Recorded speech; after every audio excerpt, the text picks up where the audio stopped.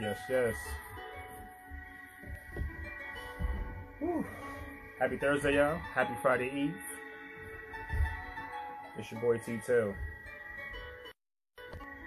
Thank you for tuning in. Conversations of the Heart, Season 2, Episode 28. We're going to get into it with a very special guest. Special. She's a gem. And you'll find that out. We're going to get into this conversation. And I think she's about ready to come on in. Let me see something.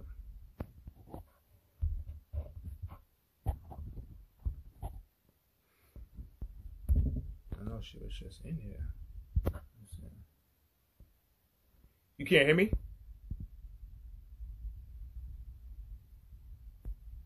You can't hear me, Jem? Can y'all hear me?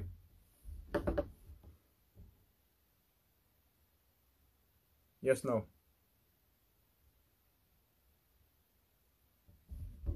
All right, let's see. See if this will help here. All right. Appreciate y'all for telling Let's me. see. Hello. Hello. How are you? Good. I'm trying to get the best lighting possible, but it's a little off. Hello, everyone. Your lighting is amazing. Okay. Don't worry about it. Good. Your lighting is amazing. Good. First of all, appreciate you. Let me just introduce you. The amazing Gemelee. She's the host of Sunday Gems, which is amazing, by the way. First of all, it's an amazing show. I always tune in whenever I can. You do an amazing job on that show. So definitely salute to you and your platform. And always thank you for having me on whenever I pop in. I'm always appreciative of it. I really do appreciate it. But there's some other things I didn't know. You're a real estate. You do real estate. You're a real estate entrepreneur. I didn't know that. Yeah. So we're gonna dive into that too. And you are an aspiring motivational speaker. And what you're doing an amazing job, by the way. Thank you. And and you're an accountant and a businessman. So you wear a lot of hats. I do. I just want people to be clear. Like, you wear a lot of hats. So first of all, I wanted to introduce you, but I want you to introduce yourself as well to my followers, and just who you are. What do you do? Because you do it so well. Go ahead. All right. Well, thank you for having me, Terrence. I appreciate it. Hi, everyone. I see some of my Sunday Gems fans, my Sunday Gems family over here. I'm coming to you today from Buckhead in Atlanta, Georgia. And that's why I was a little bit late, because I had to go grab my son real quick and come back, put on a little bit of makeup, throw this on, and get ready to be on the show. So I apologize for being late. Yeah, so pretty much I started out my main career, that's what I do on a daily basis, is I'm an accountant. I'm not a CPA, but I do have a MBA with a concentration in accounting. And that's what I do for work. As a business manager, I pretty much run the organization, making sure that, the accounting piece is taken care of and the day-by-day stuff is taken care of. So, making sure that everything is in place, the copy machine and the internet and, the department that I worked in is kind of like the hub of the organization. But I don't really like 9 to 5s. I don't like sitting at a desk. I hate it. Speak my language. Yeah, I don't like it. I like to freelance. That's where I'm at right now in my life, trying to transition from that regular 9 to 5 that we grew up learning, that that's the way to go. That's how we have to make money. We got to do that 9 to 5. I'm trying to do that transition. And pretty much since I moved to this country, I purchased a property back in 2015. So I have like a rental property. So that's where that real estate entrepreneurship comes in. And, dealing with the tenants. That's what I really love. That's what I really want to, my trajectories where I want to change that to, so that I can have multiple properties and, you know, have tenants and kind of manage that. And I love to do like renovations and get old places. And when you come, you're surprised because it looks brand new. And then I started Sunday Gems about April of 2021, this year. And I had my friend Terrence. He was on for one of the episodes. We talked about mental health. And every time he comes on, I have to big him up because he's really, you know, Terrence, you're doing an amazing job with the podcast, with your quotes that you put up, your merchandise and so on. So, you know, keep doing the great work that you're doing. And I am an aspiring motivational speaker. So eventually I want to be kind of like freelance and kind of go around and do talks and have the real estate on the back end making the money. So that's me. And that's something that you will do, because what I've noticed, you know, you very persistent in the things that you want. Yeah. You're very persistent, right? Thank you. And we're going to talk about a lot of that. We're going to talk about the triple threat with process, persistence, and perseverance, right? And we're going to get into that. But you said, you know, since you came to this country, so just tell the people where you're from. Tell the people where you're from. Yeah, man. We come from Jamaica. Jamaica. So I'm originally from Jamaica. I was born in Kingston, raised in St. Catherine, Portmore. And I just came back from Jamaica on Tuesday. And then I'm here in Georgia. I came to Georgia on Wednesday. So I'm like all over the place. I was there attending my cousin's wedding. And that's where I'm from. And I came here about 12 years ago, 12 and a half years ago. I've been in this country. Dope. That's fire. That's dope. Yeah. And you come here and you you crushing it. Every time I see you though, I'm not gonna lie to you. Every time I go on your page or I turn on Sunday Gems, I feel like you in a different place. Yes. You in Atlanta, you in Jamaica, like you on a jet, like you on the other side of the country. I'm like, okay, like you are a freaking flyer. I'm like, man, God. Like she's all over the place. Yeah, you know what's funny? So my you living life. So Carrie Ann says, I went to Jamaica because she asked me to be an MC at her wedding, which I was very honored to be. It was a beautiful wedding. Congratulations, Carrie Ann. And it was my pleasure being the MC at your wedding. You know what, Terrence? I was really scared of flying. Back in 2015, I had like a little palpitation issue going on where I would be in and out of the emergency room because for whatever reason, my heart at rest. So I would be going to bed and my heart just started beating really fast. And I had surgery back in 2015 and I was just afraid to fly. And the mind is so powerful, right? I always thought, you know, what if I'm in the plane and something happens, you know, and that can alter you and you have to make that decision to try to move past that. Otherwise it can debilitate you and then you become stagnant and then you no longer do the things that you would do in life, right? So I was afraid to fly. I was afraid to even drive. Like when I was driving to New York or anywhere, I would always be looking at where the exit is for the next hospital. You know what I mean? I would have to call my doctor to give me medication to be able to fly because I was just so afraid. And then I back in 2015, I was going to Jamaica with my family. And, you know, my spouse, he was saying, you know, just look at the plane ride as a car. You know, if you're on the road, you're going to get into potholes. And that's kind of what's happening. It's just that we're in the air. And I kind of just shift my mindset, which is so important. And then I've been like flying, like I was coming here on Wednesday and I was like, I didn't even feel anything. I used to be so scared. Like I would hold on to strangers beside me. That's how scared I was. And I was like, oh my gosh, I haven't felt anything. And I'm so grateful. I don't have to take any medication to fly, but it all has to do with your persistency as a person and what you hope to achieve in the end. So what I hoped to achieve in the end was that I would not be afraid of flying. And I made sure that I worked towards that. It's not as easy for everyone, but it's really that mindset shift that will make a difference. And that has made a difference for me. So it was a lesson for me, just thinking back from where I was coming from. And look at you now. You a jet setter. You a jet setter. You everywhere. I'm like, man, I'm looking forward to the show. 'Cause I'm just like, well, where is she gonna be doing the show from now? On location. And I'm like, all right, you know, Miami, Georgia, Yeah, Jamaica. I'm yeah. like, all right, like, it's Sunday Gems is soon to be, well, it is international. Um, so I actually want to talk about process a little bit because what was your process in starting Sunday Gems? Mhm. I know we spoke about it, you know, offline, you know, about it, but I kind of just want to know, like, what was your process like in the beginning of you saying, I want to start something, or I want to start a show, or I want to do something. I don't know exactly what, but I want to start. Like, what was your process in the beginning? Mhm. Like, how did Sunday Gems begin? Yeah.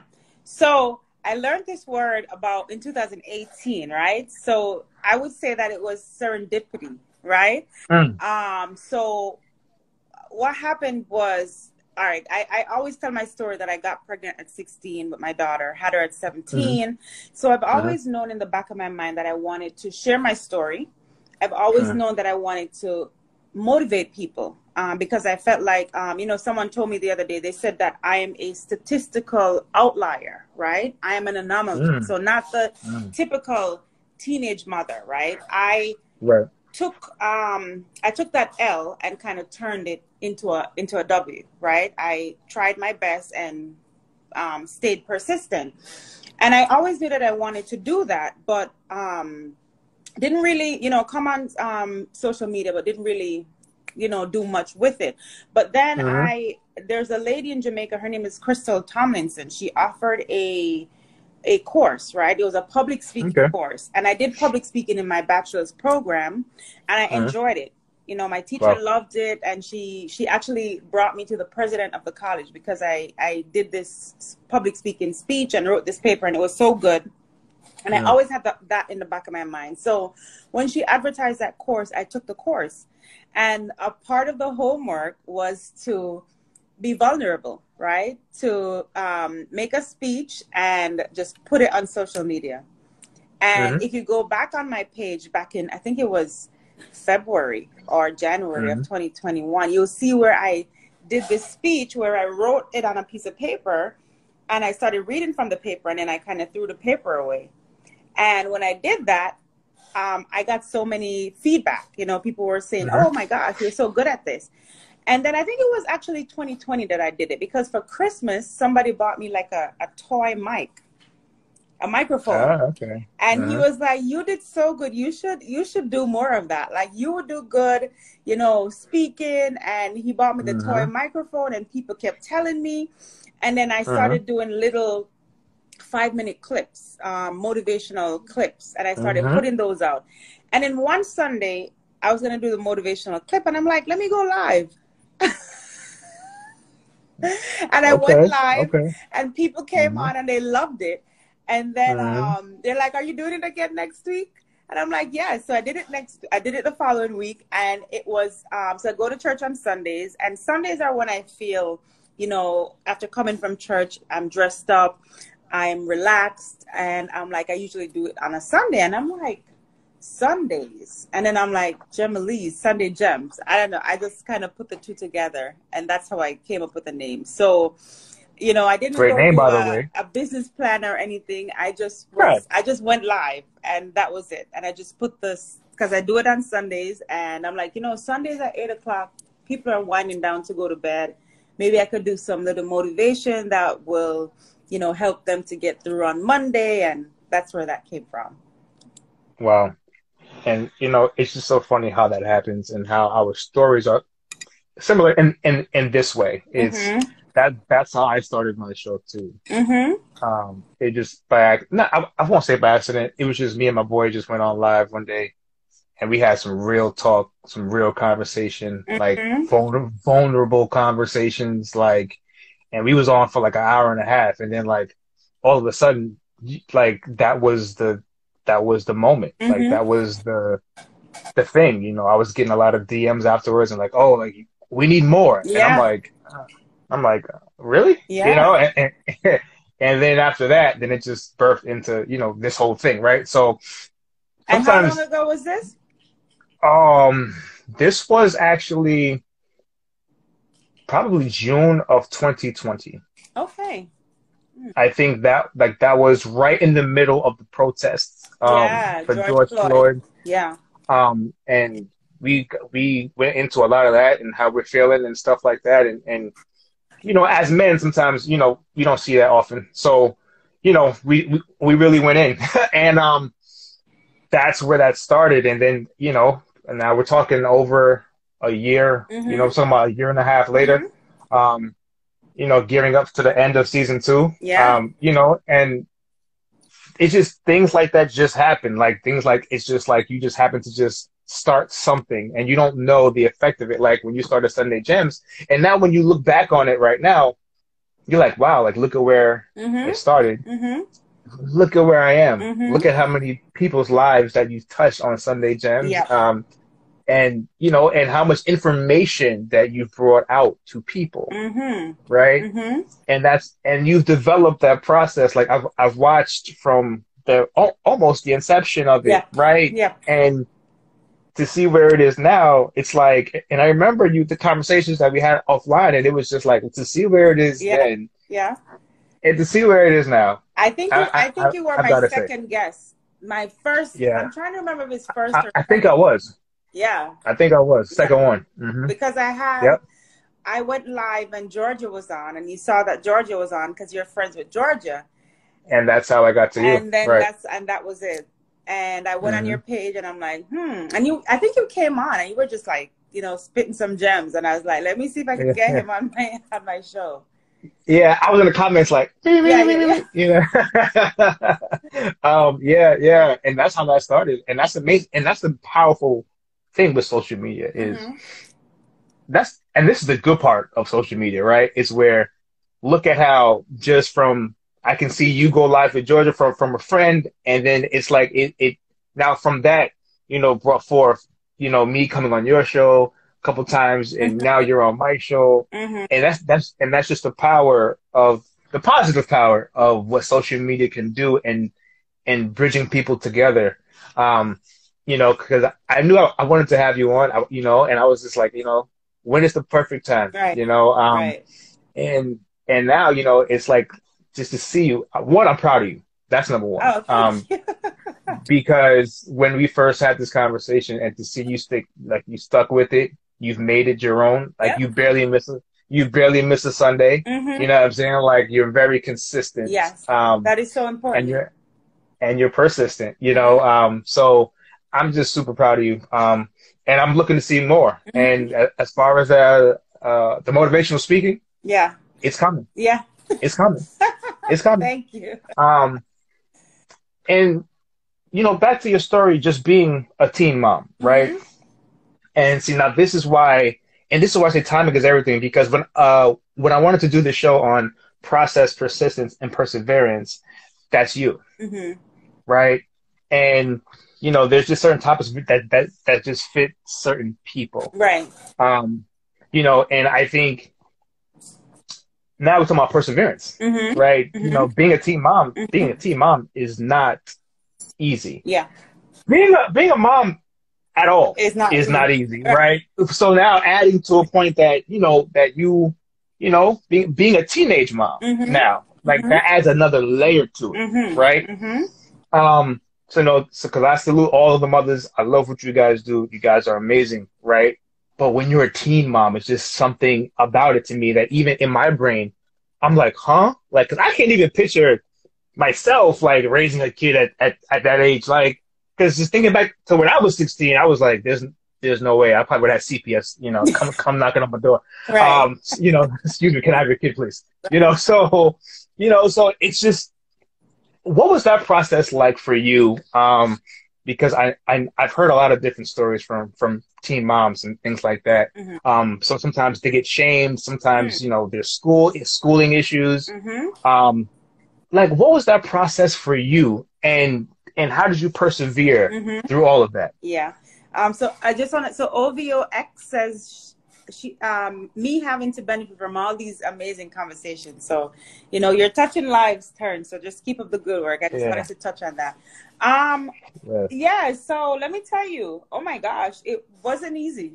And I think in life, like sometimes when we're going through situations in the moment, we don't understand it as much as when we get to a different point in our life and then we're reflecting on that phase, right? So that was a thing in my family. At that age when I got pregnant with my daughter, didn't realize it was a thing. It's when I got older, I'm sitting back and I'm like doing the math, and I'm like, wait, if my grandmother is this age and my mom is this age, that means she had her young too. And I'm like, wait, this has been coming from 3 generations, right? So, so my grandmother had my mom, I think, at 17 or something like that when I did the math. And my mom had my sister, my eldest sister, at 17. So getting pregnant at 16 and having her at 17. And then, so my mom has 3 girls and 2 boys, right? And 3 girls were teenage mothers. So my eldest sister, she got pregnant at 15, I think, and had her daughter at 16. And my other sister, 16, and had her son at 17. And then, of course, I did the same thing, right? But then we kind of made a decision that it stops with us. Because when we checked the records, as I said, that was 3 generations coming. So we made a decision that we're not gonna continue that with our daughters, right? So now my daughter is 20, she's in college. But let me back it up a little bit. I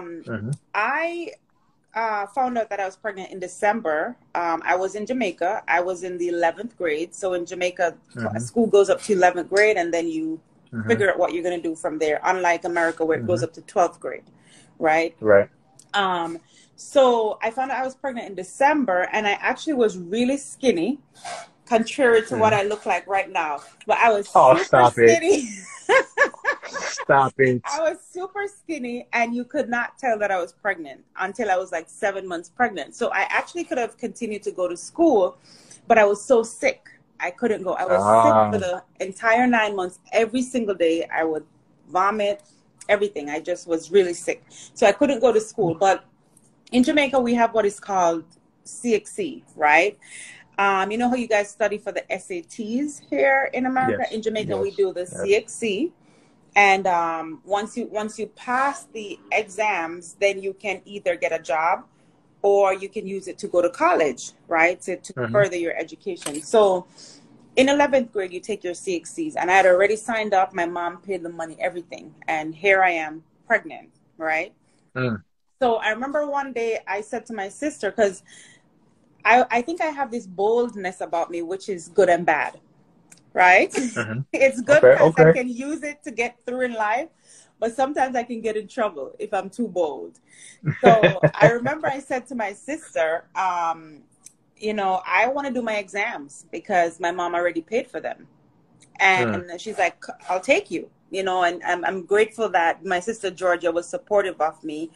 And she had been through it, you know, being a teenage mom. So she took me to the school. I went to the guidance counselor, and she was like, you know what? I wish you had come sooner, because if you did, we could have made arrangements and had you do the exam in a private room. But because you came so late, you're going to have to do the exam with everyone else. So all my classmates. So now they see me and they're like, oh my gosh, I remember when you came to school with this belly, right? I went to school in June to do my exams, and I had my daughter in August. So then my belly started showing, and everyone was looking at me. Everyone. And everyone is in uniform in this big auditorium, and I'm sitting there pregnant with my belly in this, you know, out of uniform. And at that moment, I remember I didn't care about them looking at me. It didn't matter to me. I just wanted to do my exams. And I did, I think I did 4 or 5 exams, and I passed 3 of them, all right? The other 2 I didn't pass. But I felt ashamed. I remember writing a letter to my mom telling her that I'm pregnant and I don't know what to do. And we all in Jamaica, going up to New Year's, downtown, there's like this whole fireworks thing. And I wrote the letter, and I remember I gave it to her the end of the night, because we all met up, went to the fireworks thing, gave it to her. And I told her, don't read it until you get home, because I wasn't living with her at the time, right? And I said, don't read it until you get home. And, you know, my mom, I'm sure she read it, but I never heard from her again regarding that situation. She never called me. I told her, I'm like, I'm pregnant. I don't really want to have a kid at this age. I know what happened to my 2 sisters. I don't know what to do. And she didn't call me. She didn't respond to the letter. And now when I think back, it's a good thing she didn't. You know what I mean? Because I think I needed that. That was a part of my journey. You know what I mean? I needed that. That, I guess that had to happen in my life to bring me to the direction or to where I'm at today, right? But it was shameful. There were times when I was hungry because I was living with my daughter's father and we didn't have money. And I was really hungry to the point that you wouldn't know that I'm pregnant because my belly would just get so flat. Like, I don't know how to explain it. You know, when you're pregnant, you have a baby bump. But we were so hungry that there would be no stomach there, right? No belly. There was a time when we used to, there's a lot, like people see people, they don't know that they had hardship. They don't know their story. They see the end result, but they don't know what they had to persevere. Talk about it. Right. So I remember this is what we used to do. We used to get the cornmeal, right? Which and we would put it in the pot and make this thing. It's like a delicacy in Jamaica called asham.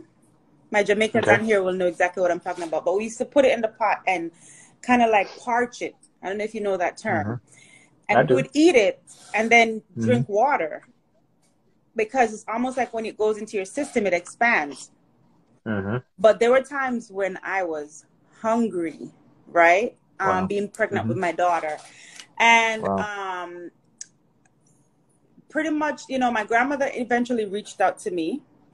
And then every Saturday morning, she would meet up with me at the market and she would bring me breakfast and she would buy me enough grocery for me to have something to cook 5 days out of the week, right? So I didn't wake up and have breakfast. It was just that one meal, right, that I had to make. So it was whether I bought like 2 pounds of chicken and 2 pounds of rice. So this is for Monday, and Tuesday I'd have some cabbage and rice, and then I'd have the meals planned out for the rest of the week. And that's how I went through my pregnancy. It was tough. And then, you know, going to the hospital, I'm grateful because I've heard stories where teenage mothers are treated really poorly in the hospital. But I didn't have that experience. I'm trying to, before I jump to the hospital, I'm trying to think of, my friends, they would tell me, I couldn't believe that you came to school to do your exams with your belly, you know, weren't you ashamed? How did you feel? And up to this day, they remember me in that moment. And, you know, they look at me and they're like, oh my gosh, I'm so proud of you because you didn't let it stop you. But I knew that this was a mistake, but it wasn't the end of my life. You know what I mean? I knew that there was more and I wanted to dig deeper to find that more. So I continued, right? So when I went to the hospital to have my daughter, they induced labor, and I don't know if it's because of my age. I don't know what happened, but there was something with the medication and the dosage and my age, and so I kind of like was passing out when I was giving birth, and they had to like I couldn't even hold my legs up. They had to hold them for me. They had to be like I remember one of the nurses kept saying, Miss Thompson, like he had to keep doing that because I just I was out of it. I couldn't push. And I remember them saying, do you want your baby to die?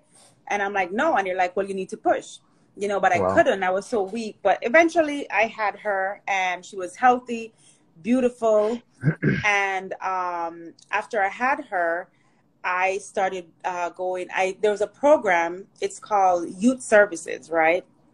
And they send you to a place for it's almost like a boot camp, but you choose to go there. It's not anything where you're sent, you know, you decide, you sign up and you choose to go there. They send you to a boot camp for 3 months. So I left my daughter with my mom and my sisters and stuff. She was a baby. And I went there for 3 months. We were on the base. There were soldiers. It was like a military thing. And, you know, they feed you really good. I still remember the food at that place to this day, right? They feed you 3 times a day.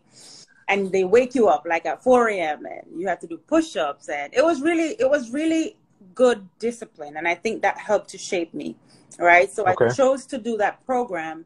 After the program, I got a job, and but it was a temporary job for 3 months, and I went there, and I guess that I did okay, and they offered me a permanent position. And one day there was a girl, her name is Debbie Forrester, never forget, and she came to me and she said, you know, you're still young. Not because you had your daughter young doesn't mean your life ends. You can still go back to school. And she had the Gleaner, right? And she took out this program that she saw and she cut it out and she gave it to me. And she said, look at this program. You can go do it, and you don't have to pay for it one time. And I did this program. It was called Small Business Management. Right. It was. And I think that's where I developed a love for entrepreneurship, because that's what that program was about. And I remember I signed up for that program, paid for it. And then I just started meeting people. And through all of it, I think what helped me to come out of the situation positively was really just taking advice. Like when she told me to go back to school, I listened. When I went to do that program, someone told me about a different program, an associate degree program. My mom told me about an associate degree program, and I went. And people just started giving me advice. Yes, Giginer is a Jamaican newspaper. Yes, VS. So people would just give me advice, and I would take it. And every time they gave me the advice, I took it, and I just kept building on it and building on it. And then I was like, I always aspired to go to the University of the West Indies. This is the top university in the Caribbean, but mostly it's for the elites in Jamaica, right? So if you're not really kind of like come from a certain family, it's hard for you to go there because you don't have the money to pay the tuition. But I always aspired to go there. And hi Ariel. And I knew that I wanted to go there. I knew that it was a far reach, but I knew that if I worked hard enough and tried hard enough, then I'd be able to get on, right? To get in. And I just, went and seeked out the information for student loan and all that stuff, did my application, and I got in. And then while I was in the program, I ended up having my son at 22. But that pregnancy really opened my eyes. And that's when I saw the difference with the 16-year-old pregnancy and the 22-year-old pregnancy. The 22-year-old pregnancy, congratulations. Oh my God, you look so beautiful. And I'm excited. Wow. I was working, I was engaged, it was really good. It was really good. Looking forward, I had a baby shower, and it was just so different from being pregnant at 16 years old. There was just a lot of shame that surrounded it. But once you have that baby, you can either, fall into the, what should I say? I don't know if trap is the right word, but what you can either fall into what society says, or you can create your own path. And I created my own path. You really did. And I'm going to give that. But there's a person in here called, her name is Coach Britt. She has I'm going to connect you with her because she does a lot of finance stuff. And she'll be good on your show. Okay. So I'll connect you guys. Her IG is Plan Your One Life, and that's Coach Britt. And you two would. So I'll connect you guys. Thank you. So you went through this, and then what made you go from that to the bachelor's and the MBA? What was that process like? So in Jamaica at the University of the West Indies, that was a bachelor's program. Gotcha. I started in 2005, and then I was supposed to graduate in 2009, but I took a semester off when I got pregnant with my son, and I took a semester off because I bought a car, and I had to pay for that and stuff. So I was behind in the program. But then I got my visa to come to America, right? When in Jamaica, let me tell you, people in Jamaica don't want to take the vaccine, right? But when they're like, if you want to come to America, you got to take the vaccine. They run to take the vaccine. Now, we love to come to foreign. We call it foreign, right? Oh my God. We love to come to America. So I went to the U.S. Embassy and I got my visa to come to America. Mm-hmm. And I came to America and I didn't finish the program in Jamaica. So when I was here, I got a job and everything because of my experience, work experience, and because of I had the associate degree, and I was actually actively enrolled in the program in Jamaica. So I Right. kind of, made the decision. I was going to go back to Jamaica and finish the program, but it almost didn't make sense because now I was living in America. So I Mm. called one of my friends who's a professor now, and she had gone through the ranks, and she kind of told me how to get my credits transferred to a university here. And I always did accounting back in Jamaica, but the program I did at Becker College was I think it was a bachelor's in management or something like that. I don't remember, because that's what business administration, because that's what they were offering at the time. Mm. And let me tell you about that program. So being a single mother in a state with no family, right? It was just me and my 2 kids. And I enrolled in that program in 2013.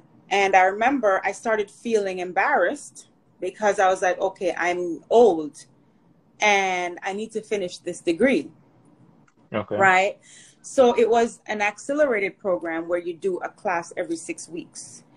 And I remember I went in there and I'm like, I don't want to be here for 4 years, 4 years. I need to get out of here. Right. And I was doing the one class every 6 weeks. And then one day I was like, let me do 2. And I remember the lady was saying, are you sure you can handle 2? And I'm like, I'll try, But before I get there, let me back it up. After I had my daughter in Jamaica, I had to go do a course in order to get accepted to the University of the West Indies. When I went to do the course, a lady that used to teach me in high school was teaching that program.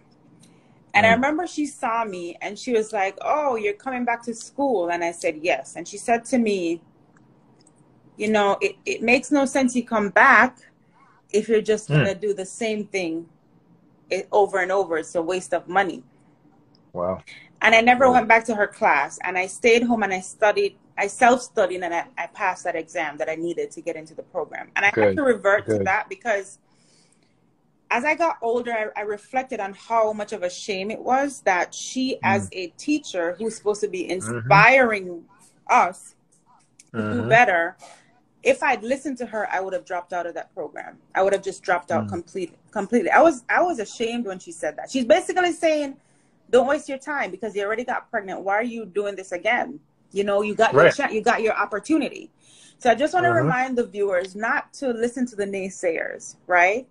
And it's so sad when people take positions for monetary gains and not because they really care about the position, and it ends up hurting those who they're supposed to motivate or who they're supposed to assist or help. And I never forget that. I was trying to get into a program the other day, and that's what I wrote my essay on. Wow. Education is so important, and when you have people in that field who's supposed to motivate you and inspire you, telling you that it doesn't make sense, it's really sad. But that's what she did. But I didn't listen to her. I did my thing, and here I am. So back to the program, every 6 weeks you take one class, but I took 2 and I got A's in them. And I'm like, I can do this. So I started taking 3 classes every 6 weeks. And the administrators were looking at me like, you're crazy. What are you doing?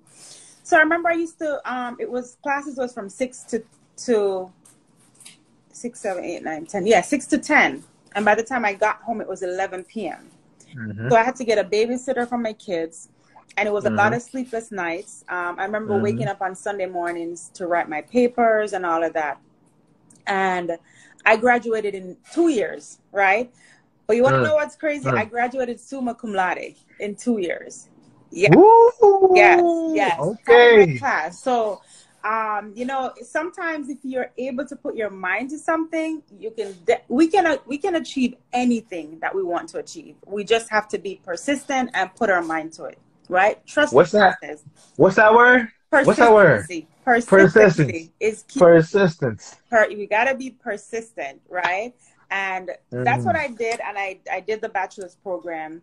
And I always knew that I didn't want to stop there, right? So in 2017, I graduated in 2015, and then in 2017, I applied for a master's program. I really wanted to go to law school. I wanted to do immigration law because when I came here and was doing my immigration paperwork, there's a lot of roadblocks. I needed a lot of help, but I went to the library. Every day I would go to the library and read all these books and figure out how to do the application. And I had so much knowledge where that was concerned, and I wanted to share that knowledge, right? And I wanted to help the less fortunate. I wanted to help those who are not as bold as I am, but they're shy and they don't know what questions to ask, or those who have, there's a language barrier, or those who are less fortunate and not able to afford legal fees, you know. And I remember one day my friend said to me, so you want to go to law school, you want to pay money to go to law school, you want to study, and then you want to work for free? Because that's where I was heading. Like, I just wanted to help people. And she's like, so that's what you want to do? And I'm like, yeah, because, and back then I knew, I was like, yeah, because my money's not going to come from that. My money's going to come from real estate. You know what I mean? I knew that back then, but I took the LSAT, and that's another story. It was really hard, and I just didn't bother. And plus, with the law school, you kind of have to go full time, and I wasn't able to go full time. I needed to work because I had my kids. So I did the master's program at Clark University, and that was an eye-opening experience. It really takes you to higher heights. I don't know if my friend Roxanne is on. She just told me she's proud of me, but she was the one that kind of, I called her and I'm like, I think I want to do this master's program. And she did it. And she was like, Gemelee, you will not regret it. Make sure you do that program. It just takes you to a different level. You know, your level of thinking expands, and you meet people and you become exposed, and you're learned, you know, once you do the master's program. So that's how I ended up doing the master's program. It was kind of like a second, it was like option B for me, but it's working out. Wow. So, you know, this whole story, you know, it's like I said, as long as I've known you, you know, this whole time, I'm learning. You know, I'm learning more about you, and I'm learning about your story. And the thing about it is, going from a teen mom, right, and going through all that you've been through, you know, to getting your degrees, right, own business, right. You're the host of this amazing show, and that right there it shows you about what you do and how your mind works when it comes to process, and then how you persevered through everything that could have knocked you off course, and maybe it did, but then you got back up, and you persevered even further, and you had, you know, the boldness to be persistent, right, and to continue on and to the things that you really wanted to really do. Like you are the example of the triple threat, right? Wait, like what's the triple threat? So the name of the episode is Triple Threat, right, which is process, persistence, persistence, got it. and perseverance. Okay. And I'm saying that is you. I thought it was brains, beauty, and booty.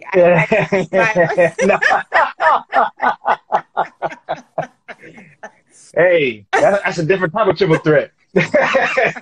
You know what I mean? But yeah, no, but you have done all of those three things. Those three things in your life. You've had to process multiple different things, right? You have to go through a process for school. You have to go through the process for being a teen mom. You have to go through those things, right? And then you have to also be persistent in those things and persevere through those things. And those are things in life that people can really take from.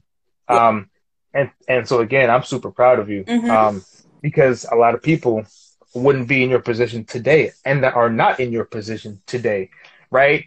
But you are. So, you know, be proud of yourself. You know what I'm saying? Even though this is just the beginning. Yeah. This is just the beginning, but be proud of, be proud of where you are, because I am. I am proud of you. Thank you. So if you, so let's just say you met a young girl, and she was 15 years old and pregnant, right? Similar story. What advice would you give her?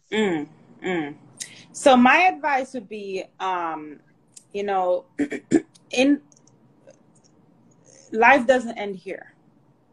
Mm. right? And Mm. I would tell her that sometimes in life we think that in this moment, this is the Mm-hmm. worst thing that could happen. But it Mm. isn't. You know, there is Mm. life after mistakes, right? Mm-hmm. I would tell her to follow her dreams. I was talking to a little girl on Sunday. My cousin came to my house. Thank you, Venus. And she wants to be a basketball player, but she's shy about saying that because I guess she's Mm-hmm. her height and everything.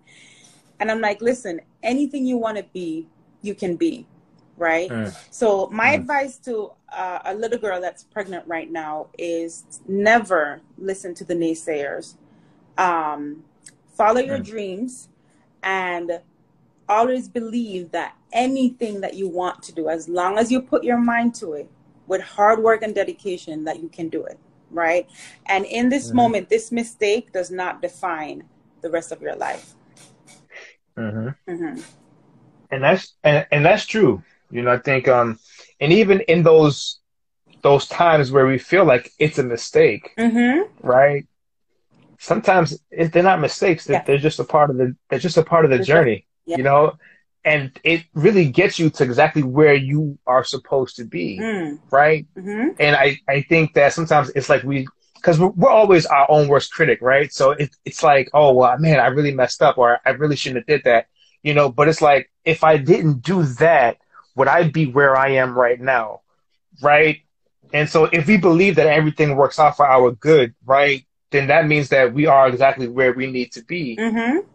at this point in time, Mm-hmm. right? Mm-hmm. So all of the quote unquote mistakes or the losses or whatever the case is truly are just lessons Lesson.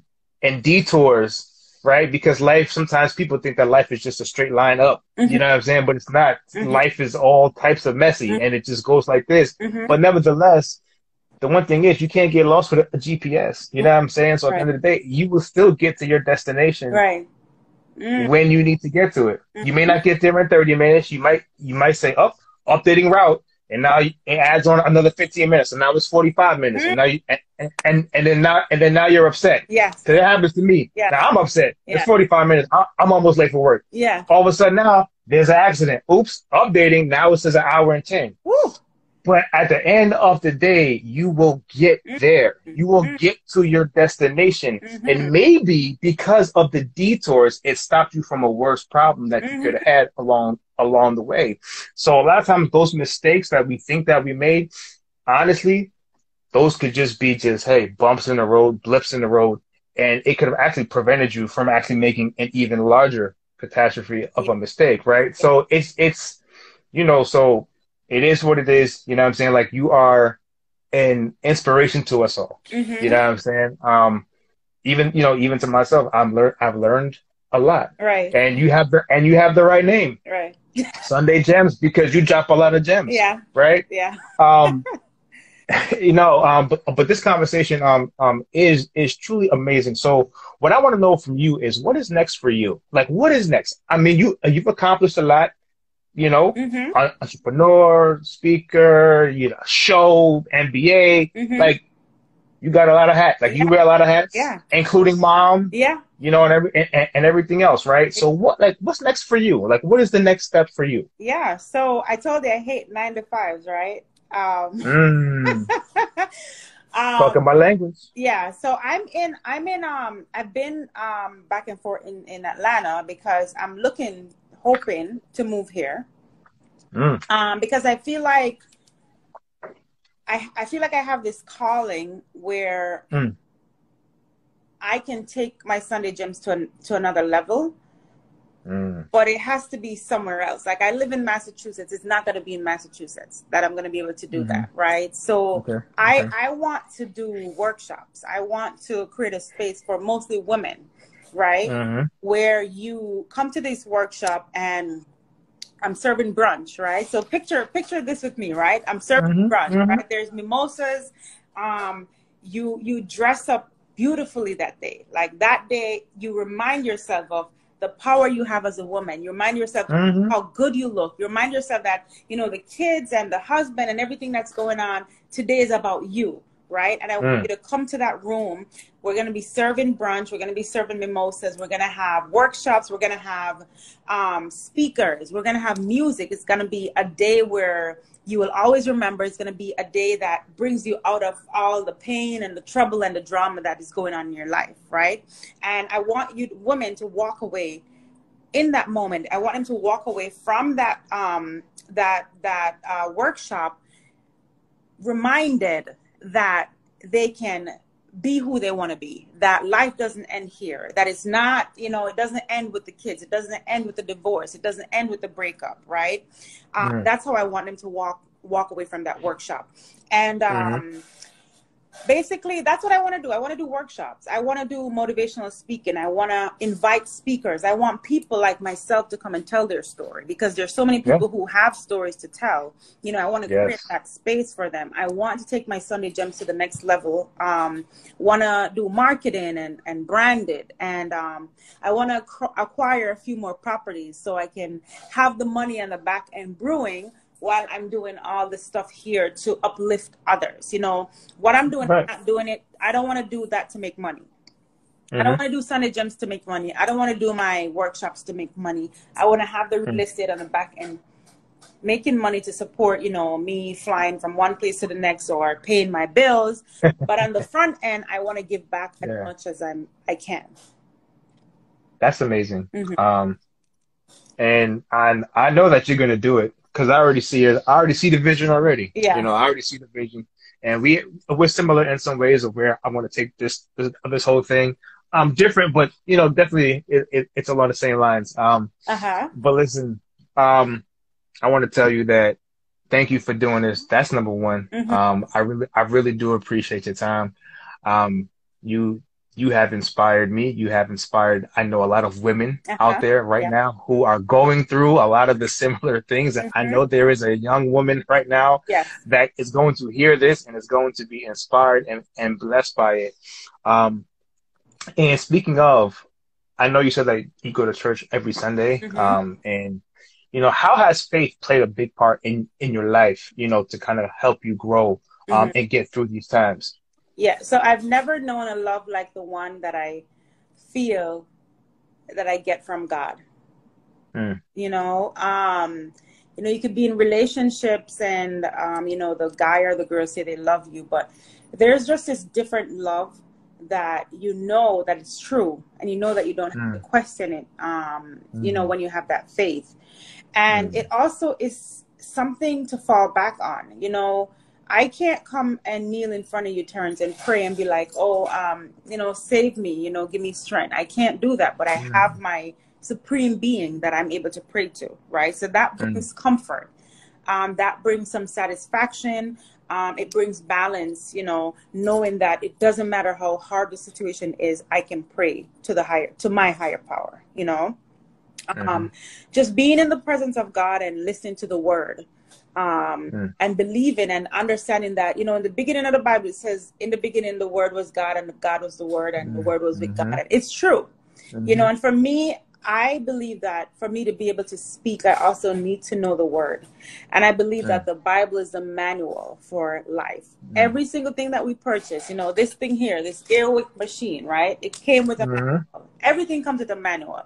And I believe that us as human beings, the manual is the Bible, right? And, you know, it just brings peace. It just brings that fluffy. I was in the air on Wednesday, and I'm looking at the clouds, and I'm like, there are different types of clouds. Did you know that? Like there's like little, there's a transparent ones, and there's some thick ones, and then there's like like 3 or 4 different types. They have names, Cumulonimbus and all of that. I don't know the names, but I'm just looking at them. I'm like, oh my gosh, some of them are so cushiony, you know. And having faith and you know, being in God's presence is that's what it creates for me. Is that pillow, you know, that cloud where I know that I can rest. I know that, you know, God will take care of it. Of course, I have to do the work, because the Bible said faith without work is dead. Works is dead. So I know I have to do the work. I know I still gotta, you know, do what I need to do on my end. But I also, you know, just knowing that God's got me makes a huge difference. And and I gave my life to the Lord 6 years ago, in 2015, and I've come a long way. You know, people look at you and you're like, you're a Christian, you know, how come you're saying this word and all of that stuff? But it's not for you to judge someone. You leave that judgment to God, and just be happy that that person is in Christ and that person is trying to change your life. You know, if we were all perfect, we wouldn't need to get baptized. We wouldn't need to become Christian. We wouldn't need to be in his presence because we're perfect, right? We're clearly not perfect, right? And that's why we try to seek God and try to seek, you know, the word. So that has helped me a lot. Just knowing that I have that cloud to rest on, that pillow to rest on. And I think that is a perfect place to leave this conversation. I do want to add something. I'm sorry. Sure, please. No, go ahead. So there's a book, guys. I want you guys to read this book because, you know, you talked about the journey. Talk about the GPS. You talk about the rerouting and adding 15 minutes and 45 minutes. And that's so powerful. And this book is called A New Earth, right? And it's by Eckhart Tolle. And you guys should look it up. It's on Amazon Audible, and it's also on Amazon. But it just tells you about the journey. You know, it just tells you how when we have kids, we expect our kids' life to go a certain way because ours didn't go that way. So we want them perfect. Everyone has their own journey, their own story, and everyone has their own destination on that GPS. And that's what that book helps us to understand. That not because I got pregnant at 16 doesn't make me the worst person in the world. That's my journey. You know what I mean? Right. So I just wanted to let people know that they should take a look at that book. It's really good. It's very eye-opening. It shifts the mindset. Awesome. Yeah. So when people watch the replay, they'll be able to kind of get that too. And, you know, like I said, this is going to be on every audio podcast that's out. So the word is going to get out. Okay. You know what I'm saying? This is an amazing show. This is an amazing show. This is an amazing episode. And again, I appreciate you for doing it. I appreciate you for joining me on this episode. And, you know, I'll definitely have you back on, you know, so we could do a part 2. And I know you said I got to come back on and I'll do yours too. I'd love to do one with Isha. Is it Isha? Isha? Isha? Isha. Isha. She has a similar story to mine. Yeah. Yeah. Yeah. I can connect you with her too. No, when you're doing if you're bringing me on again, you could have us like a panel. That would be really good. Okay. Yeah. No, that's a definitely good idea. Yeah. I'll definitely do that. But I appreciate you. Yeah. Listen, keep doing your thing. Every Sunday night, 8 p.m. Yeah. Correct? Sunday night, 8 p.m. You know what I'm saying? Sunday Gems. It is an amazing show, and with an amazing host. And, you know, she's going to be doing amazing things. Please look out for her. Yeah. Go to her page, give her a follow. Please, you know what I'm saying? Because she is amazing. Thank you again. I appreciate you. Thank you for having me, Terrence. And thank you, Roxanne, for the compliment. I appreciate it. Thank you, everyone. Terrence, keep up the good work. This was definitely a conversation of the heart. It definitely was. And I appreciate you being so vulnerable and open, and just sharing your story. Thank you so much. Thank you. All right. Well, have a good night, Terrence. Bye, everyone. Take care. All right. Take care. Take care.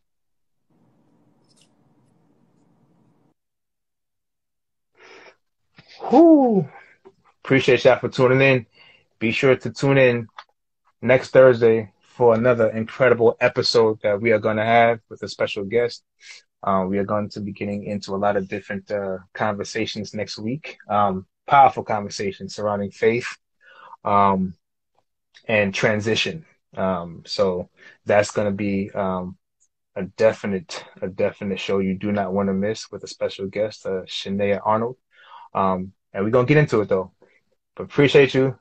Gemelee, thank you for being a part of this show. I appreciate it. Y'all tune in next week, same time. 8 o'clock right here on IG Live.